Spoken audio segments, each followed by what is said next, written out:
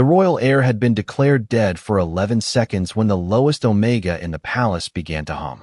Every candle in the nursery bent toward her voice. Every wolf behind the marble doors went silent. And King Adrian Blackwood, the Alpha no army had ever forced to bow, turned as if that broken little sound had reached inside his chest and touched something older than his crown. "Drag that omega away," Lady Vanessa Crane snapped, her silver gown flashing beneath the chandelier light. She was alone with the prince when his breathing stopped. 2 royal guards held Clara Whitmore by the arms, not cruelly, but firmly enough that her worn shoes slipped against the polished floor. She looked impossibly small in that room of velvet, gold, and ancient black stone. Her pale hands trembled.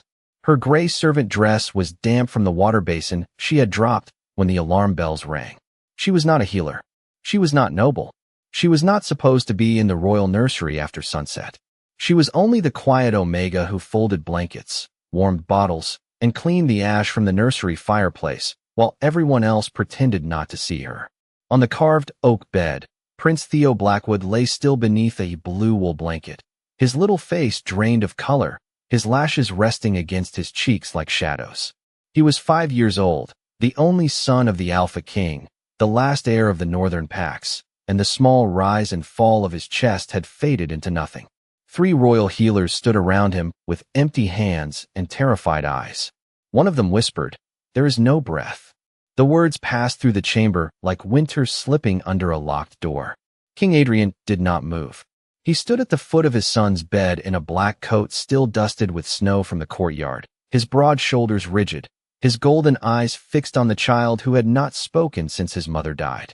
The air around him grew heavy with pine, ozone, and restrained power. Glass ornaments trembled on the mantel. The wolves outside whined once, then fell silent. Clara should have lowered her head. She should have begged forgiveness. She should have let them take her away before the court.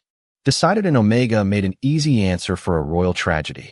But beneath the panic, beneath Vanessa's sharp voice, beneath the healer's trembling prayers, Clara heard something no one else seemed to hear. Not a breath. Not exactly. A thread. A faint, broken pull, as if a tiny soul were caught behind a door and tapping from the other side. Her mother used to say some songs were not made for ears. Some songs were made for the lost places inside living things. Clara's lips parted before she understood what she was doing. The hum came out soft, uneven, barely more than a breath wrapped in melody. Lady Vanessa spun toward her. "Silence her." One guard tightened his grip. Clara's voice shook, but the melody did not stop. It slipped across the nursery, low and warm, a lullaby with no words, older than the palace walls and gentler than any prayer the healers had spoken. For one terrible second, nothing happened. Then Prince Theo's fingers curled against the blanket. A healer gasped. Clara lifted her head. She kept humming. The child's chest rose once, so faintly the room almost missed it. Then again, the sound that left King Adrian was not a command, not a growl, not grief. It was the sound of a man seeing the impossible and being afraid to breathe in case it vanished. Vanessa went pale. "It is a trick," she whispered. "Dark magic. She is binding him." Clara's knees weakened, but she forced the song to continue. Theo's small hand shifted toward her, reaching blindly through the air. The guard stopped pulling. No one dared move. Adrian turned fully now, and the full weight of his stare landed on Clara. She felt it like standing at the edge of a storm over a frozen lake. He was not looking at her like a servant. He was not even looking at her like a suspect. He was looking at her like his wolf had heard her first. "Your Majesty," Clara whispered between trembling notes. "He only breathes when I hum." The chamber went deathly still. Beyond the doors, one royal wolf lowered itself to the floor with a soft, reverent sound. Adrian's jaw tightened. He looked from his son's moving chest to Clara's frightened face, then to the guards holding her in place. When he spoke, his voice was low enough to make every noble in the room bow their head. "Release her." Vanessa took one sharp step forward. "My king, you cannot allow an untested omega near the air." Adrian did not look away from Clara. "If she stops," he said, "my son stops." The guards let go. Clara stumbled, catching herself on the edge of a chair. Her hum faltered for half a heartbeat. Theo's breath hitched. Adrian moved so fast the candle flames leaned back. He was suddenly beside her, close enough that Clara could smell snow, cedar, and danger. His golden eyes burned, but his voice dropped into something almost human. "Do not be afraid of me," he said. "Be afraid of what happens if you let that song die." Clara swallowed, stepped toward the bed, and placed one trembling hand beside the prince's tiny fingers. Theo's hand closed around hers. The Alpha King went utterly still. Clara began to hum again, stronger this time, and the dying cub breathed. Clara reached the side of the prince's bed as if the floor might vanish beneath her at any moment. The royal nursery had become so quiet that the tiny crackle of the fireplace sounded too loud, too alive, too careless beside the fragile rhythm of Theo Blackwood's breathing. 3 swords remained angled toward her back, close enough for their polished edges to catch the candlelight, but Clara did not look at them.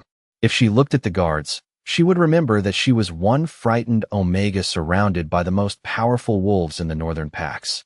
If she remembered that, her voice might break. So she looked only at the child. Theo did not look like a prince now. He looked like a little boy lost somewhere deep inside a winter he could not wake from.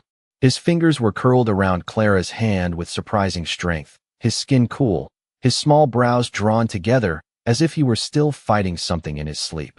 A faint shadow moved beneath his collarbone, not a bruise, not a mark Clara understood, but a thin dark shimmer that appeared each time his breathing faltered. The royal healer closest to the bed swallowed hard.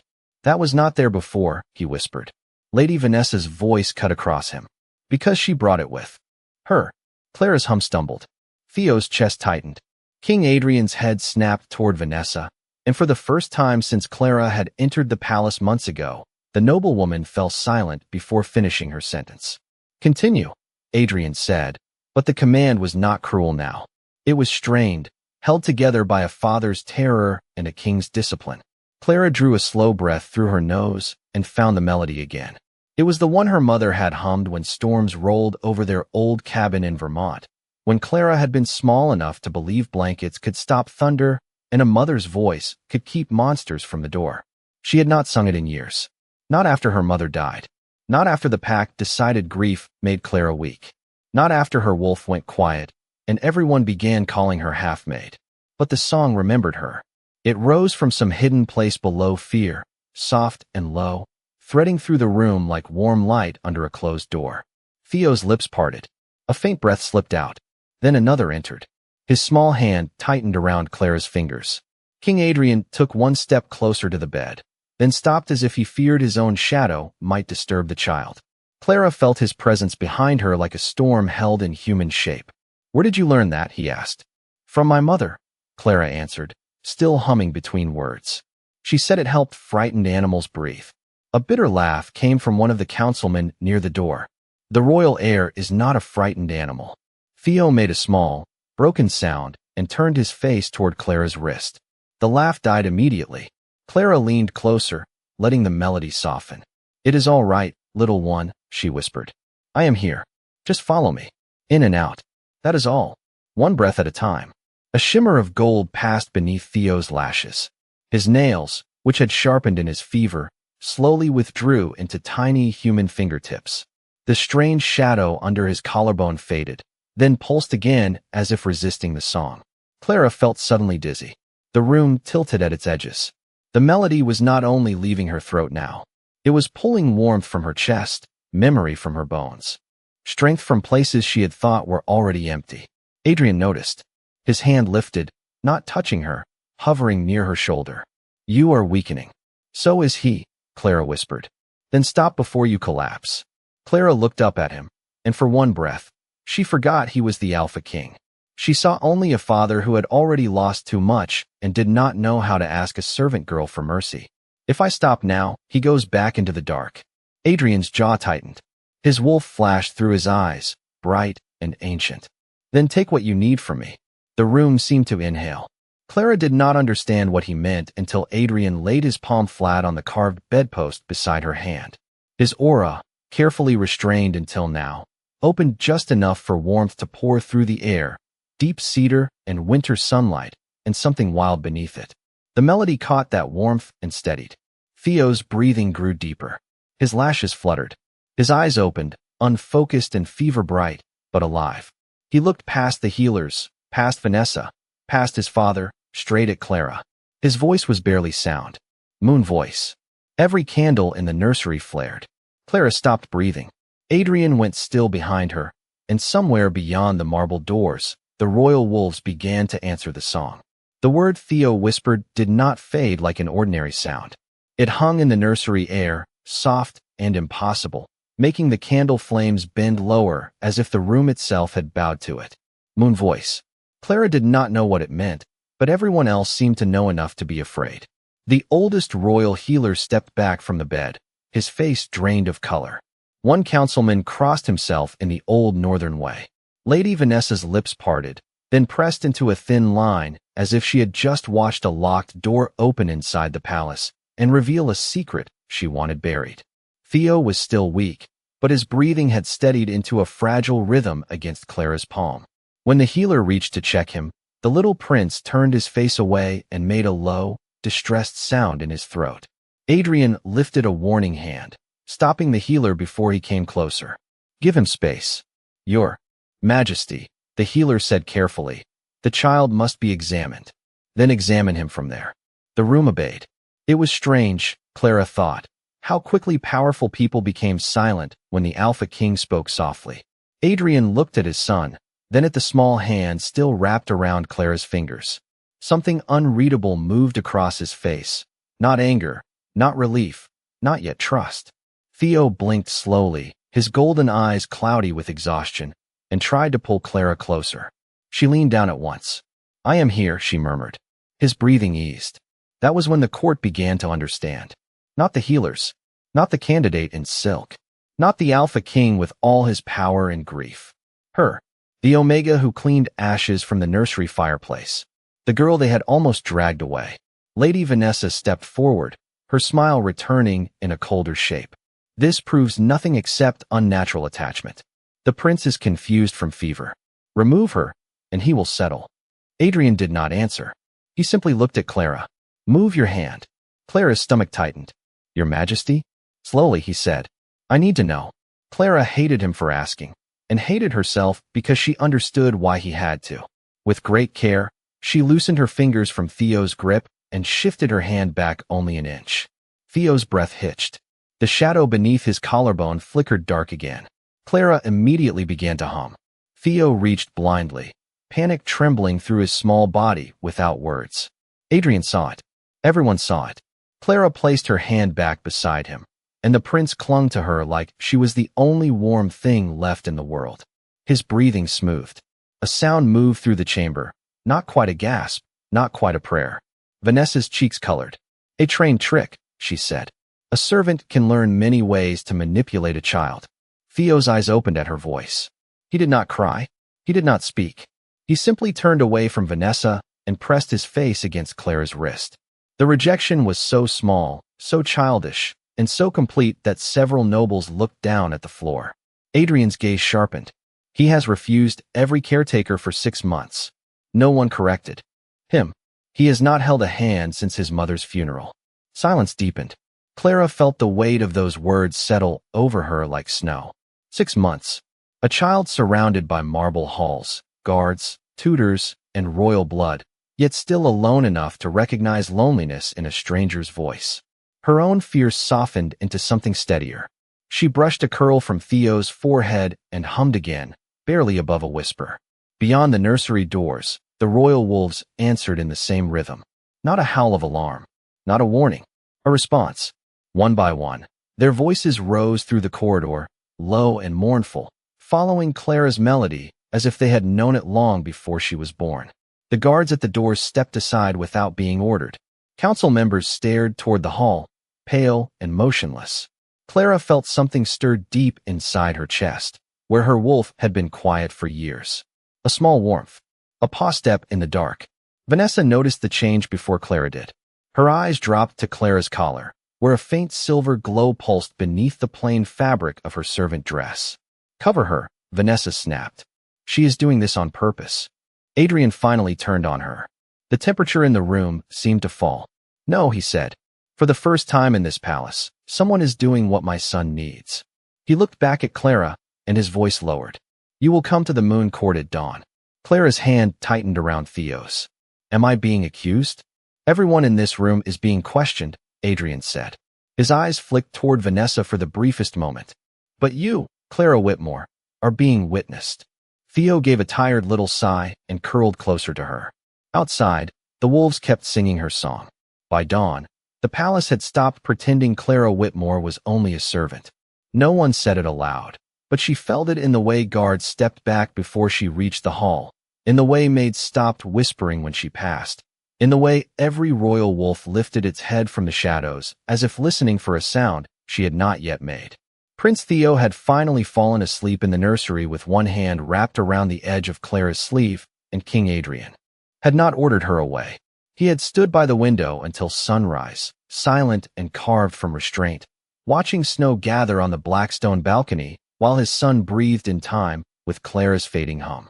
Now, in the long corridor outside the moon court, Adrian walked beside her instead of ahead of her, and that frightened the nobles more than if he had dragged her in chains. Clara kept her eyes on the marble floor. Her throat ached from hours of singing. Her body felt hollow, as if the melody had scooped warmth out of her chest and left only a trembling ember behind. Still, the royal wolves followed at a distance. Not close enough to threaten, close enough to guard. Adrian noticed them too. His jaw tightened each time one of the great animals lowered its head as Clara passed. They do not do that, he said quietly. Clara glanced up. Do what, Your Majesty? Choose without command. His voice was low, almost unwilling. My wolves answer blood, rank, and order. Last night, they answered you. Clara had no reply. She could still feel the strange warmth beneath her collarbone, the soft pulse of silver light she had tried to hide beneath her plain dress. It did not hurt. That made it worse. Pain made sense. Shame made sense. Fear made sense. This felt like being remembered by something she had never met. Adrian stopped before the tall arched windows overlooking the northern training grounds. Below, dozens of wolves moved across the snow, but their attention turned upward the moment Clara paused. As one, they stilled. Adrian looked at them, then at her. His golden eyes were guarded, but behind that guard lived something raw. When you hummed, my wolf went quiet. Clara's breath caught. She knew enough about alphas to understand what that meant. An alpha king's wolf did not quiet for anyone. It challenged, guarded, ruled, conquered. It did not kneel inside its own mind. I did not mean to affect you, she said. I was only trying to help Theo breathe. That is what troubles me. Adrian stepped closer, not touching her, but near enough that his shadow fell across the silver glow at her collar. Power that is trying to impress announces itself. Power that is trying to protect forgets it is power at all. Clara looked away because the words found a place in her chest she had spent years locking shut. My mother used to say the song belonged to our women before it belonged to us. I thought she meant it was old. What was her name? Evelyn Whitmore. Adrian's expression changed so quickly Clara almost missed it. Not recognition. Not exactly. A door opening in memory.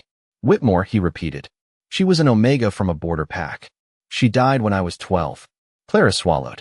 People said she was strange because animals followed her home. Adrian turned toward the end of the corridor, where Beta Mason Reed was waiting near the entrance to the restricted archives. Mason's face was pale in the cold morning light, and he held an old leather-bound ledger against his chest, as if the book itself had become dangerous. Your Majesty, Mason said carefully. I found the reference you ordered. Adrian did not move. Read it. Mason looked once at Clara, then lowered his eyes to the page. In the first age of the Moon Throne, when the royal heir wandered too near death, no blade, crown, or alpha command could call him back. Only the Luna marked as Moon Voice could guide the breath home. The wolves shall know her before the court does. The corridor seemed to lose all sound. Clara felt the words settle over her skin like falling snow. Luna, Moon Voice. Wolves shall know her. Adrian stared at the page, then at Clara, and for the first time since she had met him, the Alpha King looked less like a ruler facing a mystery and more like a man standing at the edge of fate. From the nursery behind them, Theo cried out in his sleep. Clara turned instantly, but before she could run, every wolf in the corridor rose to its feet and faced the same direction. Adrian's wolf flashed gold through his eyes.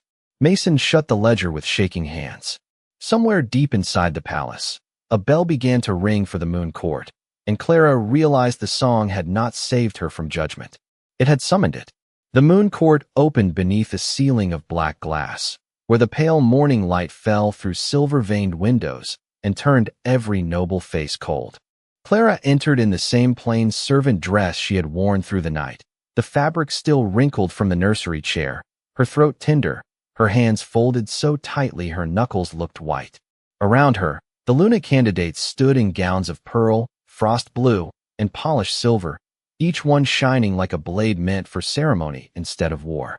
Lady Vanessa stood at their center with her chin lifted, a faint smile resting on her mouth as if the entire room had already agreed with her. Prince Theo was not present.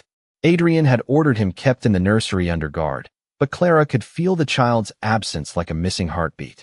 She had spent hours keeping him anchored with her song, and now the silence around her felt too large. The council formed a half-circle before the throne. Beta Mason stood at Adrian's right, the old ledger tucked beneath one arm. The royal wolves lined the walls, enormous and still, their eyes following Clara instead of the Alpha King. That was the first mistake Vanessa could not hide. Her gaze flicked toward them, sharp with irritation, before she turned to the court. "No crown can survive superstition," she said, her voice smooth enough to sound reasonable. "Last night was frightening. We all wanted a miracle. But fear makes even kings see patterns in smoke." A murmur moved through the nobles. Clara kept her head lowered. Adrian sat on the black stone throne without leaning back, one hand resting on the carved armrest, his expression unreadable. Vanessa stepped closer to Clara, close enough for the scent of winter roses and expensive perfume to cover the simpler scent of soap and fireplace ash on Clara's dress. "If this Omega carries an ancient gift, let the gift answer before the court. If she carries a curse, let the curse reveal itself before it reaches the prince again." Clara's mouth went dry. "What do you want me to do?" Vanessa's smile brightened. "Sing." The word passed through the hall with quiet cruelty. 2 guards opened the side doors. A royal werewolf was led into the moon hall, not dragged, not hurt, but restrained by silver ceremonial chains that glimmered with old runes. The beast was massive, with dark fur brushed in streaks of gray, its golden eyes narrowed beneath the weight of too many frightened stares. Clara heard the room breathe in. She had heard whispers about this wolf while scrubbing the lower corridors. His name was Bracken. He had once belonged to the king's personal guard, but after the last queen's death, he had stopped accepting handlers, commands, or comfort. Vanessa turned toward Clara. "If your voice suits royal blood, then soothe him." Several nobles looked away, already ashamed and still unwilling to speak. Clara understood the trap. If Bracken panicked, they would call her dangerous. If nothing happened, they would call her a fraud. If the song worked, Vanessa would call it witchcraft. Adrian's voice cut through the tension. "This test was not approved by me." Vanessa bowed with perfect grace.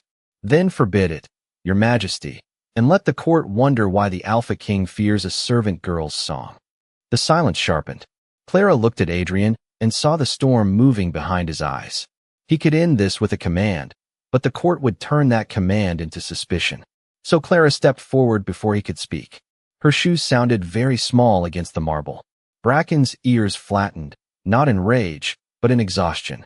Clara knew that look. It was the same look Theo had worn in sleep. The look of a creature asked to be dangerous because no one remembered how to let it be afraid. "Hello, Bracken," she whispered. The wolf stilled. Vanessa's smile faltered. Clara closed her eyes and began to hum. The first note came out rough from overuse, thin as thread. Laughter stirred among the candidates. Then the royal wolves along the walls lifted their heads. The second note steadied. The chains around Bracken stopped chiming. The third note filled the hall, low and warm, and the great werewolf lowered himself slowly to the marble floor. Not in defeat, in trust. Clara opened her eyes. Bracken's head rested at her feet, his breathing deep and even, while the entire moon court stared as if the floor had split open beneath them. Beneath Clara's collar, silver light bloomed. Adrian rose from the throne. Vanessa whispered, "Impossible." And from the nursery wing, far beyond the closed doors, Prince Theo screamed Clara's name. The scream from the nursery wing cut through the moon court like a bell breaking in half. Clara moved before anyone ordered her to, before anyone could decide whether an Omega was permitted to run across royal marble. Bracken rose from the floor with a low warning sound, not at Clara, but at the sealed doors ahead. Adrian was already beside her, his black coat sweeping behind him, his control thinning with every step. Guards leaped aside as the Alpha King and the servant girl raced through the corridor, followed by Beta Mason, the healers, the council, and a wave of frightened nobles who suddenly needed to see what their judgment had awakened.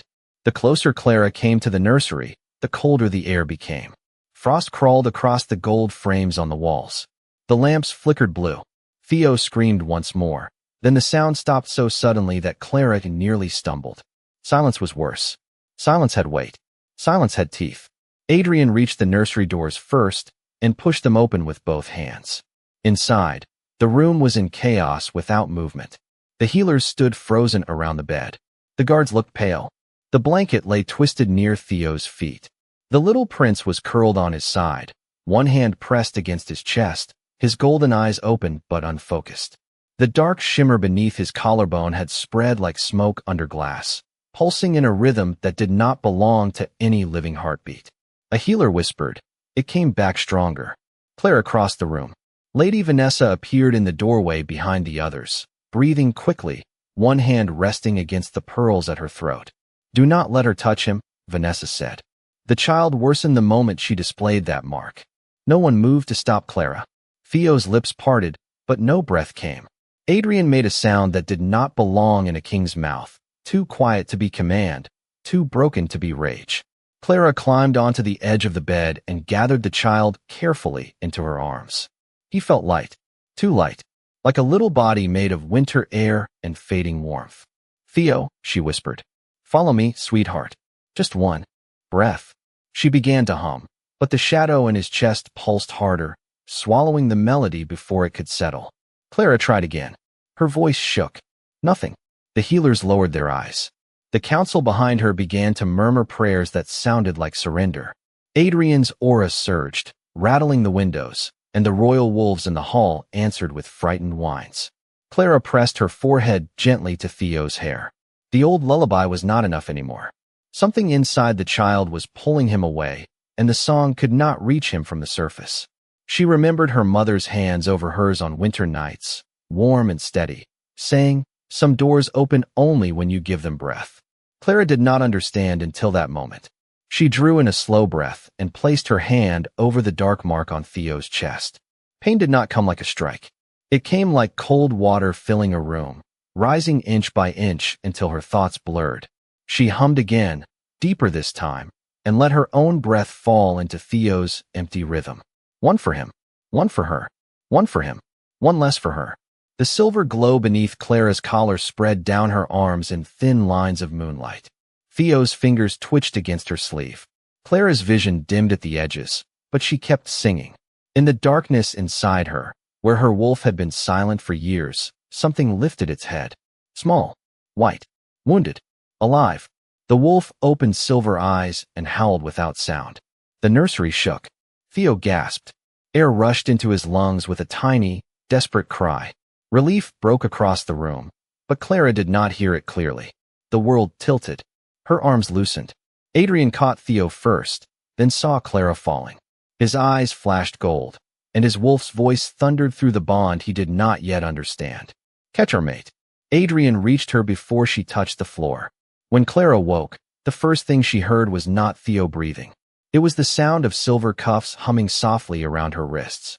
She lay on a narrow bench in a small chamber beneath the moon court, wrapped in a plain white blanket that smelled of lavender and smoke. Her throat burned.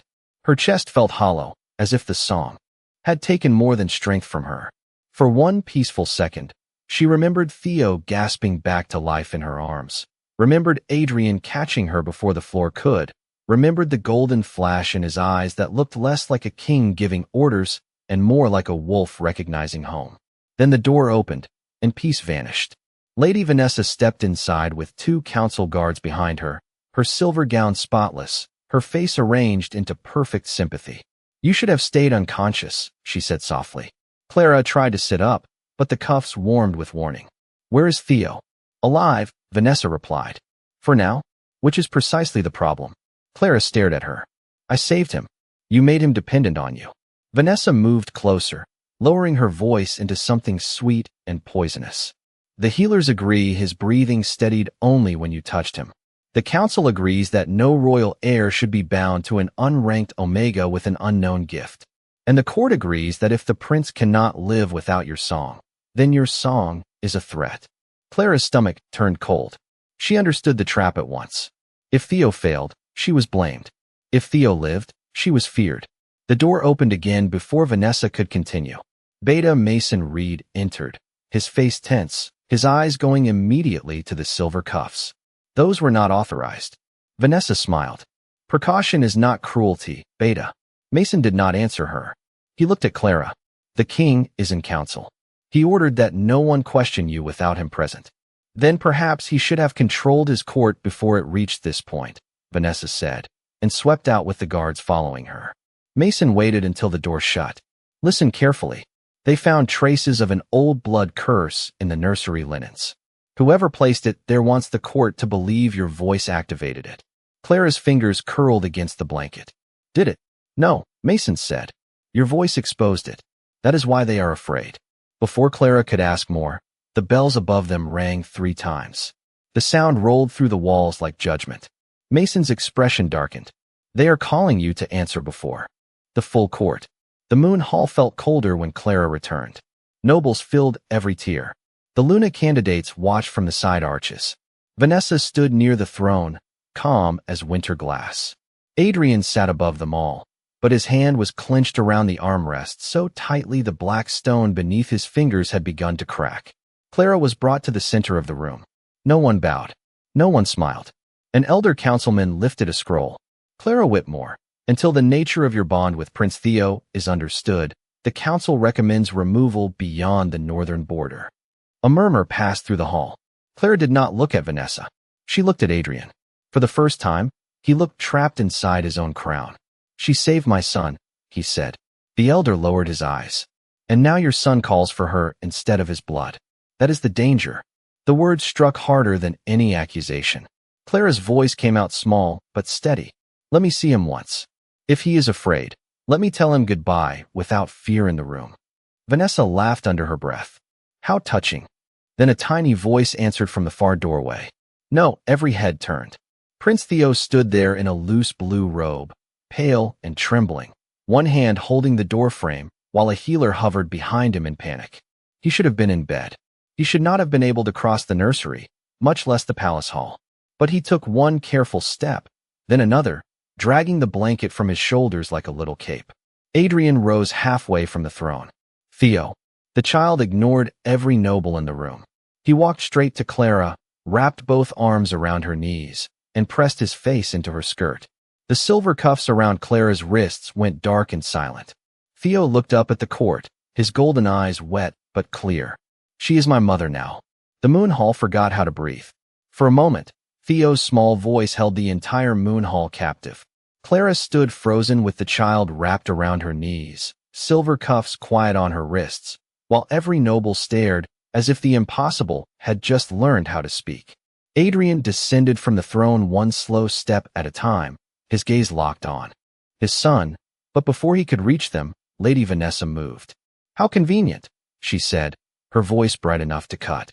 The child repeats what the Omega wants the court to hear. Theo flinched against Clara's skirt. Clara felt it, the tiny tremor of fear, and something in her chest turned steady and cold. She lowered one cuffed hand as far as the chain allowed and touched his hair. He is not a weapon for you to point, she said quietly. The hall stirred. Vanessa's smile vanished. You forget yourself. No, Clara answered, lifting her eyes at last. I think I am remembering. A pulse of silver light moved beneath her collar. The royal wolves along the walls rose to their feet. Bracken stepped from the shadows behind Clara, massive and silent, placing himself between Theo and the nearest council guards. No one commanded him. No one dared. Adrian stopped at the foot of the throne steps, his eyes bright with his wolf, his voice low. Vanessa, step away from my son. Vanessa's face changed for only a second, but the court saw it. Not fear of Clara. Fear of exposure. She recovered quickly, turning toward the elders. You all see what is happening. The wolves respond to her. The child clings to her. Even the king hesitates. This is not a gift. This is control.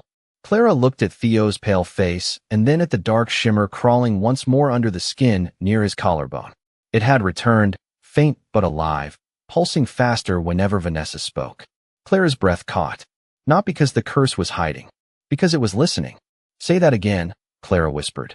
Vanessa narrowed her eyes. What? Clara took one step forward, chains whispering against the marble. Call it control again. Adrian's gaze sharpened. Mason understood first. He opened the old ledger with shaking hands. A blood curse must answer the sound that breaks it, he said. If the moon voice calls, the hidden hand is revealed. Vanessa stepped back. That is superstition. Clara began to hum. It was not the nursery lullaby now. It was lower, older, a sound that seemed to rise from the stone beneath Moon Hall and from the snow-covered forest beyond the windows. Theo pressed both hands over his heart and breathed with her. The silver cuffs around Clara's wrists cracked open and fell harmlessly to the floor. Gasps rippled through the nobles. The dark shimmer under Theo's collarbone lifted like smoke touched by wind. It drifted away from him, twisting through the air toward the center of the hall, searching for the hand that had sent it. Vanessa turned to run, but every royal wolf stepped forward at once. No teeth, no attack, only a wall of ancient judgment. The smoke curled around the pearl bracelet on Vanessa's wrist and burned it black. The bracelet split, spilling a thin stream of shadow into the light. Mason's voice rang out. The curse vessel. The elders recoiled. Vanessa's composure shattered. I did it for the throne, she cried. The court needed a queen strong enough to rule beside him, not a servant girl with a song. Adrian went utterly still, the kind of stillness that made the room feel smaller. You put my son near death to earn a crown? Vanessa looked at him then, and for the first time, she seemed to understand that power without love was only hunger wearing jewels. Clara's hum deepened. The last of the shadow unraveled into pale sparks and vanished above Theo's head. The child inhaled freely, fully, and the moon hall filled with the sound of his living breath. The silver mark beneath Clara's collar bloomed into a clear crescent of light. Outside the palace, wolves answered from every ridge, every courtyard, every snowy road leading to the capital. Adrian turned from Vanessa to Clara. He looked at the girl the court had chained, accused, and mocked. He looked at his son holding her hand as if she were the safest place in the world. Then the Alpha King stepped down from the throne, crossed the marble floor, and lowered himself to one knee before her. The sound that followed was not a gasp. It was the collapse of every lie the court had told about her. Adrian bowed his head. Clara Whitmore, you saved my son, awakened my wolf, and revealed the traitor beneath my roof. The court will kneel to the truth, or the wolves will teach them how. One by one, the royal wolves lowered their heads. Then Beta Mason knelt. Then the guards. Then the elders, pale and trembling. Finally, the nobles followed, until the only person standing above Clara was the child she had saved, holding her hand and smiling through tears. The kneeling of the moon court did not sound like victory. It sounded like marble remembering the weight of truth. Clara stood in the center of the hall with Theo's small hand tucked inside hers, watching nobles lower their eyes one by one, and she felt no triumph rise in her chest. Only exhaustion. Only the fragile warmth of a child breathing beside her. Lady Vanessa was taken from the hall under royal guard, her pearl bracelet sealed inside a glass evidence box, the last shadow of the curse flickering weakly beneath silver runes. She did not look at Clara as she passed. She looked at the throne she had wanted, and for the first time, it seemed very far away. Adrian rose from one knee, but he did not reclaim the room immediately. The silence belonged to Clara now, not because she had demanded it, but because every wolf in the palace had given it to her. Bracken remained at her side, his great head lowered near her shoulder. The royal wolves along the walls watched with solemn golden eyes. Theo leaned against Clara's skirt, tired but breathing, his little fingers tracing the faint crescent of light glowing beneath the fabric at her wrist. "Does this mean you have to leave?" he whispered. The question broke her more gently than any accusation had. Clara knelt in front of him, ignoring the nobles who shifted in surprise when a marked woman lowered herself to the floor for a child. "No," she said softly. "Not unless you want me to." Theo shook his head so hard his curls fell into his eyes. Clara smiled, aching and small, and brushed them back. Then I will stay. A breath moved through the room. A release so deep it seemed to pass from the court into the stone beneath them. Adrian stepped closer, his expression controlled, but his eyes were not the eyes of the unreachable king she had feared the night before.